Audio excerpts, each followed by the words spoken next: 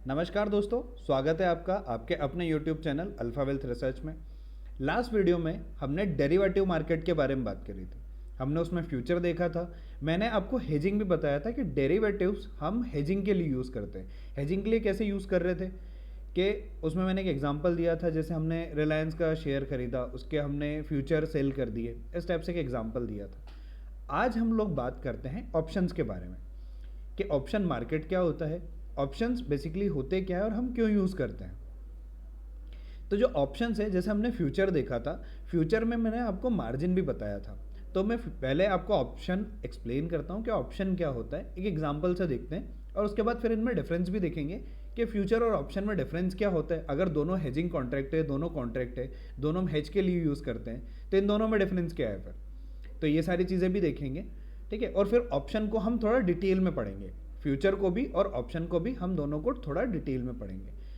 हम बात कर रहे हैं ऑप्शन की। ऑप्शन अगर आप ऐसे देखें तो हम एक डेली लाइफ का एग्जांपल लेते हैं। फिर से एग्जांपल लेते हैं कि आप कोई घर खरीदने गए। सपोज कीजिए 50 लाख का घर है और आप बायर, जो सेलर है, आप बायर हो, तो आपने उसको क्या किया, 5,000 रुपये एज अ टोकन अमाउंट दे दिया कि मैं 10 दिन में या 15 दिन में आपको बाकी का अमाउंट देता हूँ और आपसे घर खरीद लूँगा, है ना। ठीक है। अब आप, अगर आपकी इच्छा है तो आप जाएंगे और ख़रीद सकते हैं आप वो घर। पर अगर सपोज़ कीजिए आपका मन नहीं है या आपको कोई और घर मिल गया सस्ता, 50 लाख का घर था, आपको सपोज़ कीजिए 45 में या 40 में सेम घर मिल रहा है, तो क्या आप वो घर खरीदने जाएंगे? नहीं जाएंगे। आप क्या करेंगे, आप वो जो 40 या 45 में आपको कोई और घर मिल रहा है, आप उसको बाई करेंगे।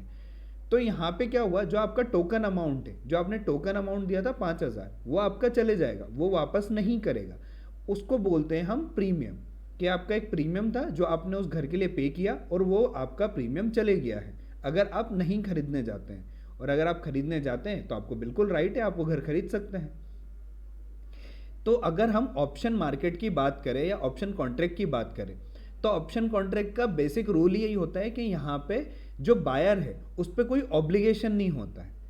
उसने एक प्रीमियम पे करी पर उस पर बाय करने का या सेल करने का कोई ऑब्लिगेशन नहीं है। बट जो सेलर है जिसने वो प्रीमियम रिसीव करी, अब आपने घर वाले को अगर 5,000 रुपये दिए हैं तो उसको ऑब्लिगेशन हो गया कि उसको आपको वो घर बेचना पड़ेगा, बट आप पे कोई ऑब्लिगेशन नहीं है।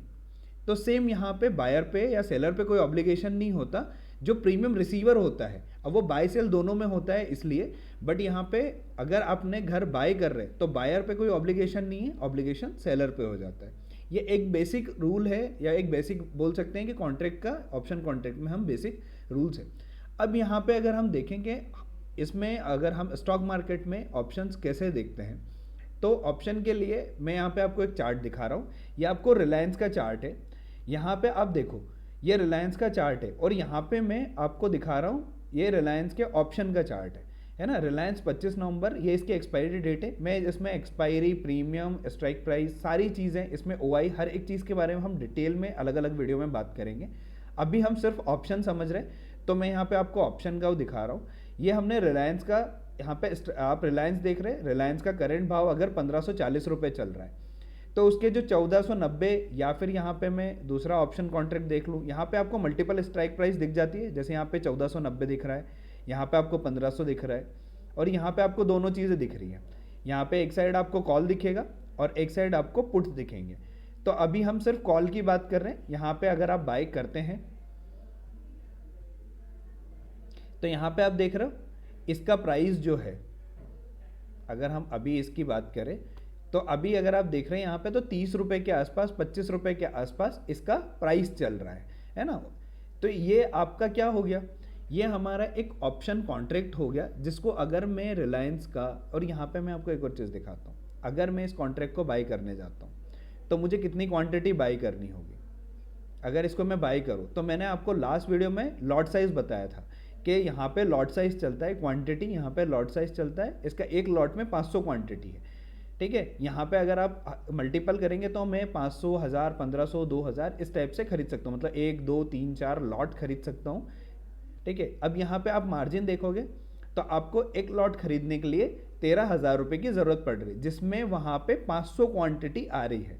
मतलब कॉन्ट्रैक्ट की साइज़ हो सकता है 5 लाख रुपए हो, रिलायंस को अगर आप 500 से मल्टीप्लाई करोगे तो हो सकता है इसकी 7.5 लाख रुपए क्वांटिटी आ जाए, है ना, जो वैल्यू है इस कॉन्ट्रैक्ट की, या रिलायंस की पूरे अगर आप रिलायंस खरीदना हो तो। बट उस कॉन्ट्रैक्ट की वैल्यू यहाँ पे वही आप सेम कॉन्ट्रैक्ट अभी 13,000 रुपये 15,000 रुपये पे कर रहे हो। अगर आपका इन फ्यूचर मन है, जब कॉन्ट्रैक्ट एक्सपायर होने वाला है उसके पहले अगर आपको खरीदना है, फिजिकल क्वांटिटी फिजिकल डिलीवरी लेना है, तो वो भी इसमें पॉसिबल होता है, या आप इस कॉन्ट्रैक्ट को बेच देते हैं जिससे हम ट्रेड करके पैसा इसमें कमा सकते हैं। ठीक है, वो सारी चीज़ें भी हम डिटेल में बात करेंगे।